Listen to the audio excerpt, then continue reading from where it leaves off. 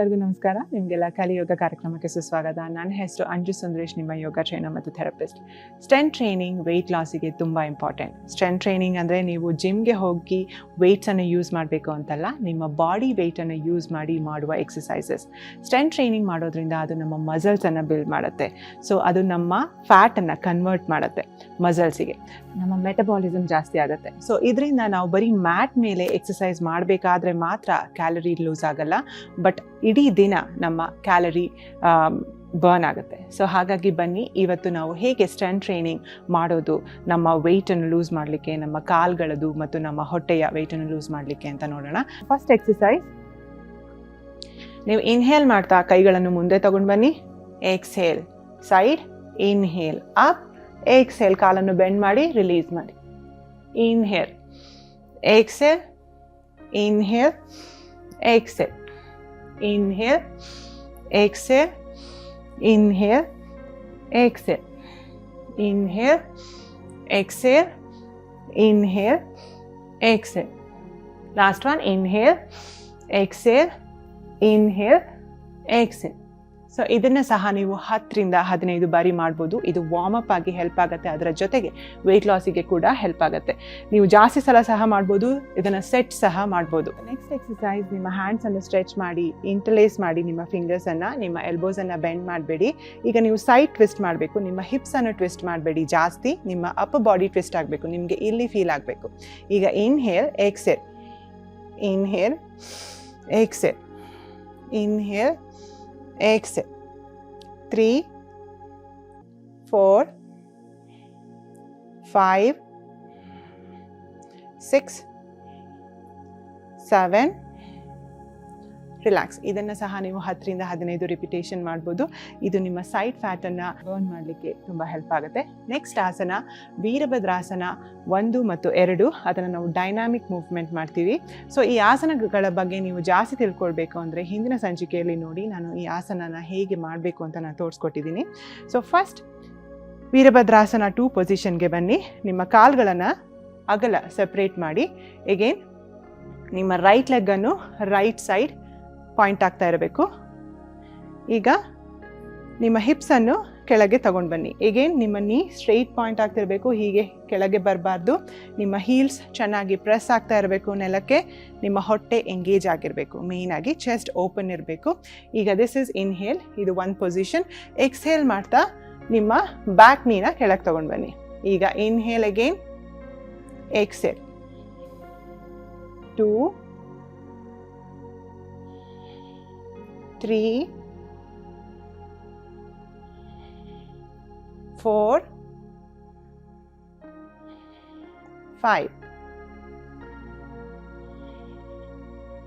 ಅದೇ ಥರ ನೀವು ಇನ್ನೊಂದು ಸೈಡ್ ಮಾಡಬೇಕು. ಎಗೇನ್ ನೀವು ನೆಲಕ್ಕೆ ಕಾಲನ್ನ ಟಚ್ ಮಾಡಬೇಕು ಅಂತ ಏನೂ ಇಲ್ಲ, ಜಸ್ಟ್ ಕೆಳಗೆ ಹೋಗಬೇಕು ಅಷ್ಟೇ.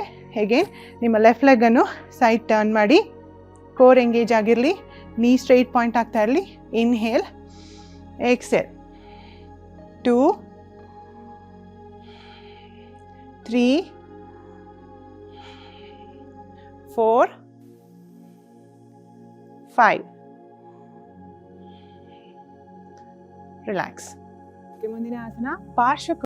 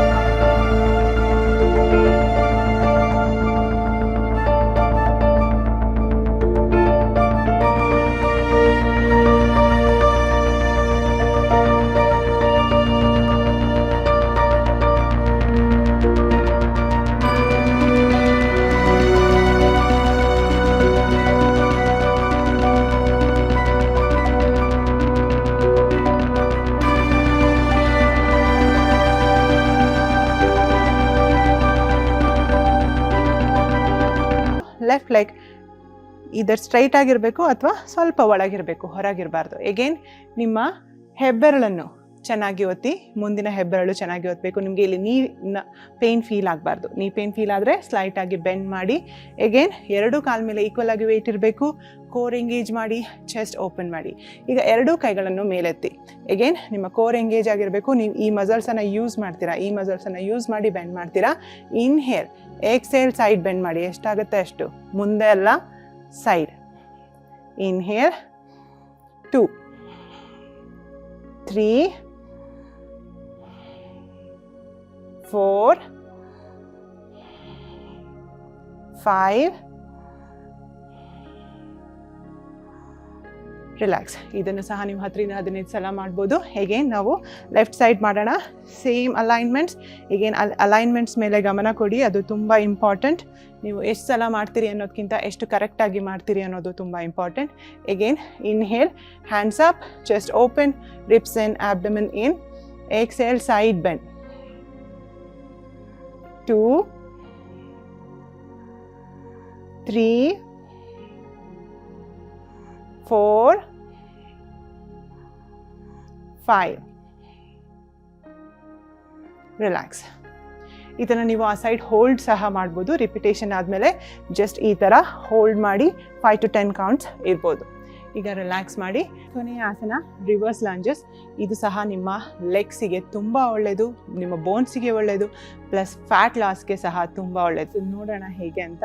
ಈಗ ನಿಮ್ಮ ಕಾಲನ್ನು ಹಿಪ್ಸಷ್ಟು ಅಗಲ ಮಾಡಿ, ನಿಮ್ಮ ಇನ್ಹೇಲ್ ಮಾಡಿ, ನಿಮ್ಮ ರೈಟ್ ಲೆಗ್ಗನ್ನು ಹಿಂದೆ ತೊಗೊಂಡು ಹೋಗಿ, ನಿಮ್ಮ ರೈಟ್ ನೀಯನ್ನು ಕೆಳಗೆ ತನ್ನಿ. ಇನ್ಹೇಲ್, ನಿಮ್ಮ ಫ್ರಂಟ್ ಹೀಲನ್ನು ಒತ್ತುತ್ತಾ ಮುಂದೆ ಬನ್ನಿ. ಎಗೇನ್ ನೀವು ಬಾಡಿ ಹಿಂದೆ ಹೋಗಬಾರ್ದು. ಈಗ ಹಿಂದೆ ಹೋದಾಗ ಹೀಗೆ ಹೋಗಬಾರ್ದು. ನಿಮ್ಮ ಬಾಡಿ ಸ್ಟ್ರೈಟ್ ಇರಬೇಕು. 3 4 5 ಎಗೇನ್ ನೀವು ಈ ಥರ ಮಾಡಬೇಕಾದ್ರೆ ನಿಮ್ಮ ಮುಂದಿನ ನೀ ಈ ಥರ ಒಳಗಿರಬಾರ್ದು, ಸ್ಟ್ರೈಟ್ ಪಾಯಿಂಟ್ ಆಗ್ತಾ ಇರಬೇಕು. ನಿಮ್ಮ ಬಾಡಿ ಹೀಗೆ ತುಂಬ ಮುಂದೆ ಹೋಗಿರಬಾರ್ದು ಅಥವಾ ಹಿಂದೆನೂ ಹೋಗಿರಬಾರ್ದು. ನಿಮ್ಮ ಕೋರ್ ಎಂಗೇಜ್ ಆಗಿರಬೇಕು. 2 3 4 5 ರಿಲ್ಯಾಕ್ಸ್ ಮಾಡಿ. ಇವತ್ತಿನ ಸಂಚಿಕೆಯಲ್ಲಿ ನಾವು ಸ್ಟ್ರೆಂತ್ ಟ್ರೈನಿಂಗ್ ಮಾಡ್ತಾ ಹೇಗೆ ನಮ್ಮ ವೆಯ್ಟನ್ನು ಲೂಸ್ ಮಾಡ್ಬೋದು, ನಮ್ಮ ಬಾಡಿ ವೆಯ್ಟನ್ನು ಯೂಸ್ ಮಾಡಿ ನಮ್ಮ ಬಾಡಿನ ಸ್ಟ್ರಾಂಗ್ ಮತ್ತು ನಮ್ಮ ಫ್ಯಾಟನ್ನು ಲೂಸ್ ಮಾಡ್ಬೋದು ಅಂತ ನೋಡಿದ್ವಿ. ಹೀಗೆ ಅಭ್ಯಾಸ ಮಾಡ್ತಾ ಇರಿ.